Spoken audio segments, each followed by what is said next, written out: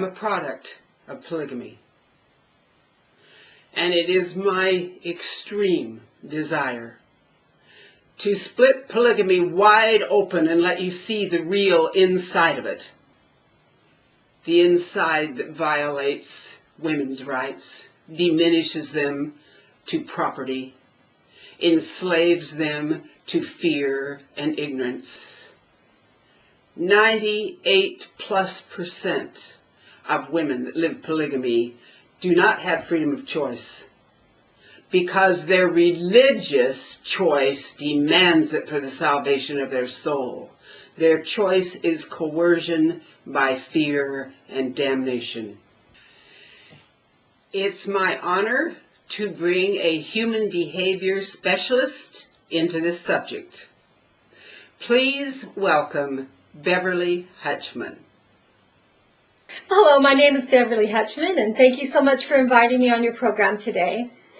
I have a graduate and undergraduate degree in human behavior and a background in the criminal justice system. This is a really important issue. Last December, Judge Waddoup changed the law on polygamy. He decriminalized it. It's not illegal, but it's not punishable either, so there's no responsibility on the part of those who might participate in this. Okay. The Lawrence case was used to justify Judge Waddoup's decision in December.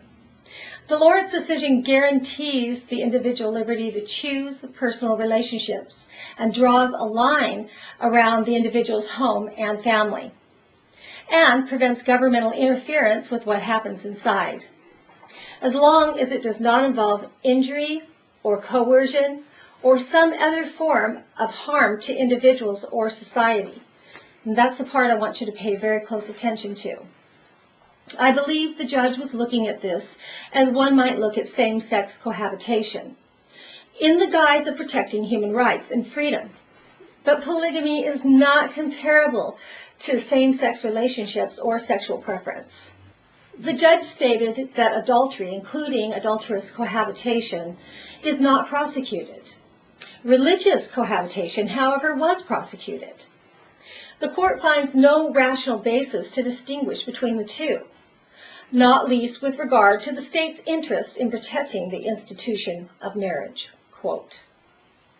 But polygamy was not outlawed to protect the institution of marriage. The 1856 platform of abolishing American chattel slavery and Mormon polygamy declared these as the twin relics of barbarism. The Enabling Act of 1894 required that Utah ensure polygamy or plural marriages are forever prohibited as a condition for statehood. In 1907, the decision was based on a majority consensus that Mormons were subversive of good order. This was based on the Reynolds Court that the practice of polygamy caused social harm. That was 1907. These cases are proof that polygamous Mormonism has long been recognized as oppressive and barbaric. How is it then that Judge Waddoup is able to wipe out a law that was to be forever? In looking into the Lawrence decision further, the exceptions to personal privacy and exemption from government interference are injury and coercion, or some other form of harm to individuals or society. The judge wishes to separate religious cohabitation because these are not civil marriages. He calls it religious cohabitation rather than marriage or polygamy, from the subjugation and oppression of the polygamous religious practices and lifestyle. He can bifurcate or separate these in the courtroom, but it doesn't cancel out the fact that fundamentalist Mormonism and criminal human rights violations are intrinsically woven together. History has repeatedly demonstrated this, even in Waddoup's courtroom. The cult of fundamentalist Mormonism is injurious, coercive, and harmful to individuals and society.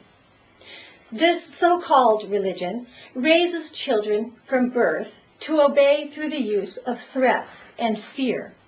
The threats include not only eternity in hell for any act of defiance, but physical abuse, emotional and physical exclusion from everything and everyone they have ever known, and taking away children if a woman leaves. Also, the covenant of the blood atonement. Now, this is an act that can be committed for any act of disobedience and involves slitting a woman's throat. The fundamentalist Mormon population of women and children are threatened regularly, and the threats are often carried out. This type of subversive control is not only injurious and harmful, but is coercive. And according to Black's Law Dictionary, coercion is compulsion, force, duress. It may be either actual, direct, or positive, whether physical force is put upon a man to compel him to do an act against his will, or implied, legal, or constructive, where the relation of the parties is such that one is under subjection to the other, and is thereby constrained to do what his free will would refuse. There are many cases behind this: Cliapelli versus Trent, Pizer versus New York State, etc., etc.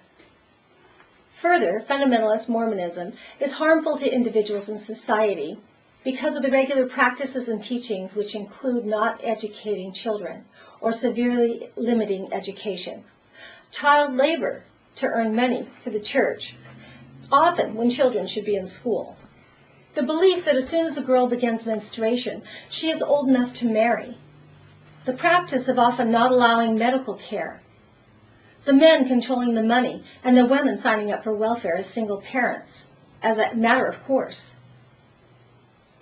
Also, not having a legal marriage means that the legal responsibilities and rights which come with marriage are not practiced. The men not only control the money, but invest it with the church and in ventures that the women cannot touch if they decide to leave. Even if a state tries to hold these fathers accountable, they will not be able to find the money, which could help provide and help support those who might want to leave. The women have no right to half of the property or bank accounts, and children have been returned to their fathers by courts after expensive attorneys were hired by the church. The women are told who and when to marry. They do what they're told out of fear. They're expected to have a baby every year and apply for welfare. The heads of the churches, called prophets, live in very expensive homes, usually tax-free, because churches don't pay taxes. It is a profitable business, and nothing short of organized crime. The United Nations Office of Drugs and Crime, Article 3, Paragraph A, defines trafficking in persons as the recruitment, transportation, transfer, harboring, or receipt of persons by means of threat or use of force or other forms of coercion, of abduction, of fraud, of deception, of the abuse of power or of position of vulnerability, or of giving or receiving of payments or benefits to achieve the consent of a person having control of another person, for the purpose of exploitation. And exploitation shall include, at a minimum, the exploitation of prostitution, of others, or other forms of sexual exploitation, forced labor or services, slavery or practices similar to slavery, servitude, or the removal of organs. Since the women are subservient and are traded between polygamous groups all the way from Canada down into Mexico for position and power, and are viewed as property of the men, sex trafficking is part of this religious practice. In view of the tens of thousands of practicing Mormon fundamentalists, the cost to those who are powerless victims and to the taxpayers are very high. Lawrence is a reformulation of the Roberts versus USJC's case on which Judge Waddoup bases his decision. And it says simply that in order to secure individual liberty, certain kinds of highly personal relationships must be given a substantial measure of sanctuary from unjustified interference from the state. Quote, Judge Waddoup asserts that as long as a female is of age, polygamy, or religious cohabitation as he deems it, is a lifestyle choice between consenting adults. The women are raised from infancy to obey and to keep secrecy through the use of coercion and fear. These women are conditionally beyond Stockholm Syndrome and are unable to make a choice of free will. We have a responsibility to the victims who are isolated, selectively educated, and coerced into submission by patriarchal tyranny. We should protect those who are most vulnerable and innocent. Polygamous women would be ashamed if they believed they were cohabitating or not married.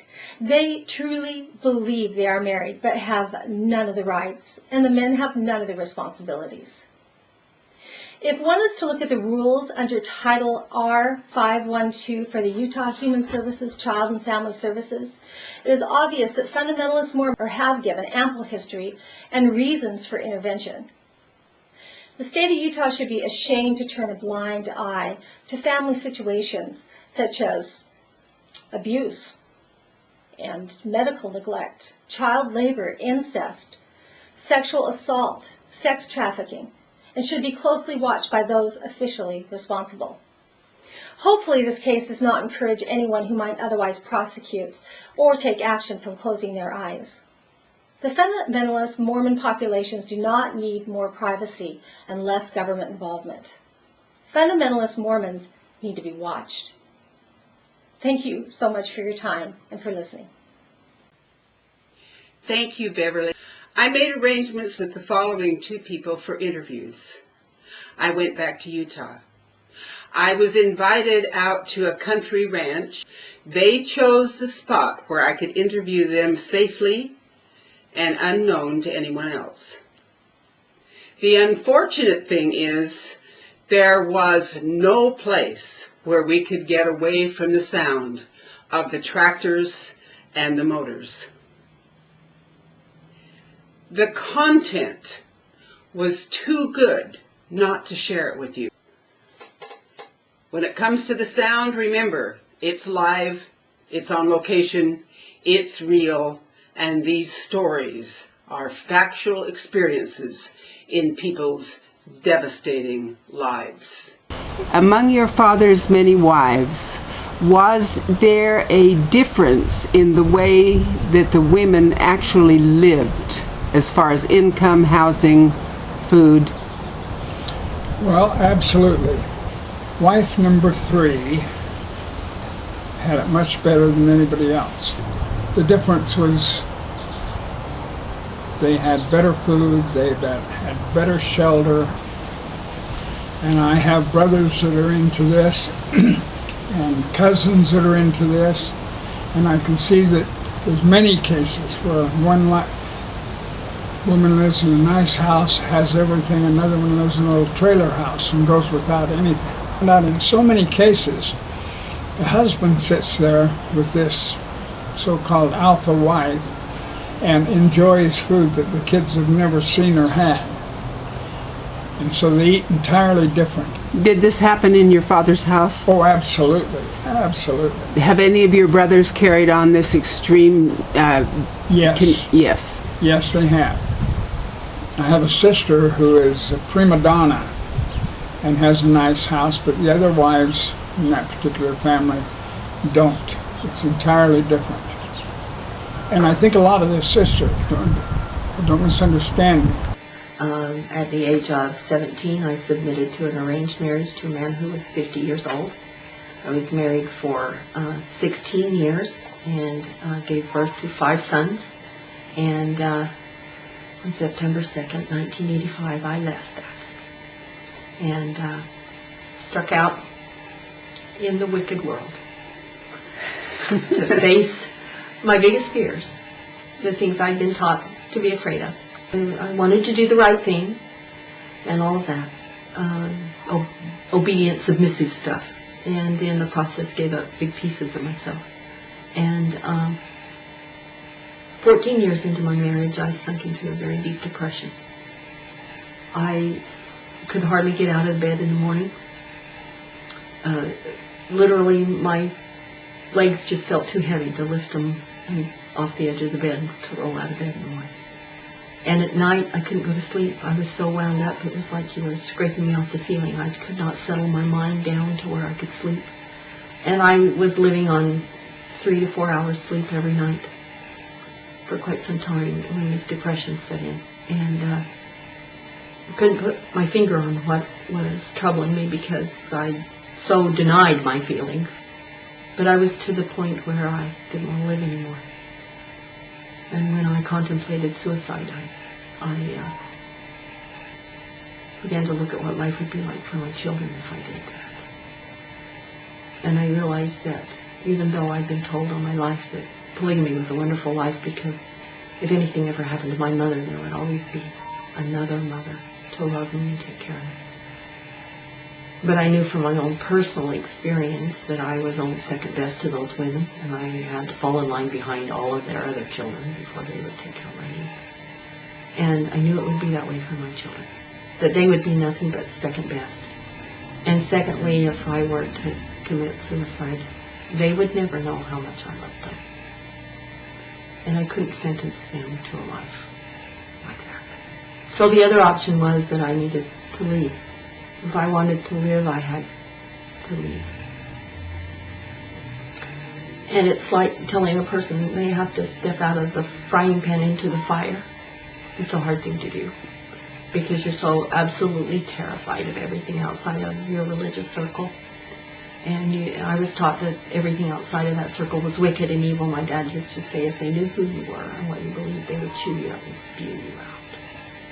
I was also told if I ever left that I would be nothing but a prostitute on the streets. One of the other motivators for me, not only my personal struggle I was going through, was I watched my children, who were very good kids. I had raised them well. And I watched them misbehaving and escalating the mischief till they could get an audience with their father. He had 35 children, and he was not proactive, he was reactive. And so if you had a problem or you were in trouble, you got time with him. And they figured it out. And so they just escalated the mission. And for anyone, negative attention is better than being ignored. And so they were trying to get some attention, to feel like they were loved and that he cared about them. And I saw the pattern. And I went to him and I asked him, I told him that I wanted a home of my own, that I didn't want to live there in the big house with everybody else anymore. And he told me he couldn't afford it. And I said, you don't understand. I'm not talking about a want. I'm talking about a need. This is what I have to have to survive.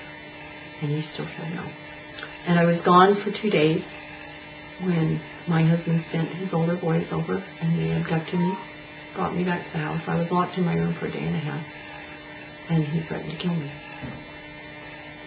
You see, that they believe in blood atonement. And there are some sins that are so great that even the blood of Jesus Christ cannot pay your sin debt. And in order to be redeemed, you have to submit to your own life being taken. And one of those was infidelity. And he would not believe that I had been in another man's house for 2 nights and kept my marriage vow. In that day and a half that I was locked in my room with a guard at the door with instructions to hit me over the head with a 2x4 if I came out, he would come in and tried every angle he could to persuade me to come back, from preaching at me to begging and pleading, to telling me what a wonderful wife and mother I'd been all these years, why did I want to throw it away, to telling me that I was nothing but a whore and a slut, not fit to slide down the gutters. And there was a point where I was just I said, you can't keep me here, I'm leaving. And I got up to leave the room and he pushed me back down on the bed. And I got up again and he pushed me back down again. And the third time I came up, his fist was doubled up and I went, whoa, I didn't want to get hit. And so I just laid back down on the bed. As I laid there on that bed most of the day and most of the night for a day and a half, I just said, Lord, if these are your people, send me to hell. I don't want to be where they are. And I was through with the religion, and I was through with the marriage, if I could just get out. And I knew that there was nothing that man could say that would make me want to stay. When I was out to Colorado City living out there, I've heard, and mother has experienced it, where when the child is crying, you know, some of the fathers out there are really abusive, and they'll hold the child's face under water to make them stop crying. You know, and that's wrong. And you've seen it happen. I've seen it happen. And you've seen it happen. You can't do anything about it. And did they do that to your children? Yeah, I acted it to most of my children. Well, my little brother was also, that happened to him. You talked about the incident where the dogs were all shot, where Warren Jeff says no more dogs in the community. So you rounded up all the dogs and took him, or they did, and took him out somewhere and shot and killed them all. Now for Dog Lover, this is a heartbreak. Did that affect the community very badly with those, especially the dog owners? And did there seem to be any compassion with the men that were doing this? There was a lot of men that didn't want to do that. You know, that, like you said, they were dog lovers. They were part of their family. Yeah. But at the same time, we're taught that to not question why. When the prophet speaks, you move. Was there much child abuse, whether it was sexual or physical or other incidents? That's the main reason why I left, was because of the abuse from my dad, physically. You know, it wasn't a slap or a spank. For me, it was kicked around the yard. It was push brooms broken over my back, and sometimes it's hard to talk about. It is. I understand. I was abused as well, from both my mother and my father. And there's nothing you could do about it. Did you know about all of the... Yeah.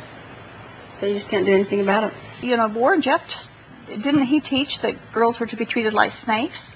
Yes. And how did that affect you when you got out and started relationships with the officers? Well, it took me 6 months to a year to get comfortable, you know, talking to a girl. Out there, we're taught from a very young age that to treat women like snakes, and there's no dating out there. You can't talk to them. In school, the classes were separated from boys to girls, so it made it hard after you leave to know how to relate. What are the first steps to talking to a girl? Georgina, Joe said in the film, "You hurt those you leave behind. If you try to see them after you leave, you're not their son anymore." After Joe left, were you punished in any way or treated differently because he did what he did? I was just told that I was a bad mother for not teaching, for not having enough to be an example to my children to why they wanted to leave. It was my fault. It's all my fault of why my children left. Warren Jeff said parents had to suffer for their children's sins and that there's no redemption for them if they fail to raise their children in the work. Did you believe that, or did you really feel that? I believed that at first, that I felt like it was my fault, that I hadn't done all that I could for my children. But then when I looked at doing the very best I could, I felt like that I was doing the right thing. I'm glad that they got out, but it's sad because you don't get to have anything to do with them or talk to them. Did he try to contact you after he was gone? He did. He came to the house a couple of times, and we just had to be real sneaky about it and make sure it was dark, and he'd come to the back door and talk to me, and finally I just said, "Joe, I can't take this anymore. I want out." You went to work finding a way to get him out and get her out, and your sisters and your brother? Well, after time you get homesick. You miss your family. After Mom said those words that, I want out, that was a big spark in my head to do everything that I could to get her out. And once again, I would like to bring back Beverly Hutchman. I would like to read you some information that's more recent that came out of Canada concerning polygamy. This is in reference to Section 293 of the Criminal Code of Canada, 2011. Based on the most comprehensive judicial record on the subject ever produced, I have concluded that the Attorney General and their allied interested persons have demonstrated a very strong basis for a reasoned apprehension of harm to many in our society inherent in the practice of polygamy, as I have defined it in these reasons. Now, this is Chief Justice Baumann. Women in polygamous relationships are at elevated risk of physical and psychological harm. They face higher rates of domestic violence and abuse, including sexual abuse. Competition for material and emotional access to a shared husband can lead to fractious co-wife relationships. These factors contribute to higher rates of depressive disorders and other mental health issues that women in polygamous relationships face. They have more children, are more likely to die in childbirth, and live shorter lives than their monogamous counterparts. They have less autonomy and report higher rates of marital dissatisfaction and lower levels of self-esteem. They are also fare worse economically, as resources may be inequitably divided or simply insufficient. Children in polygamous families face higher infant mortality, even controlling for economic status and other relevant variables. They tend to suffer more emotional, behavioral, and physical problems, as well as lower educational achievement than children in monogamous families. These outcomes are likely to result in higher levels of conflict, emotional stress, and tension in polygamous families.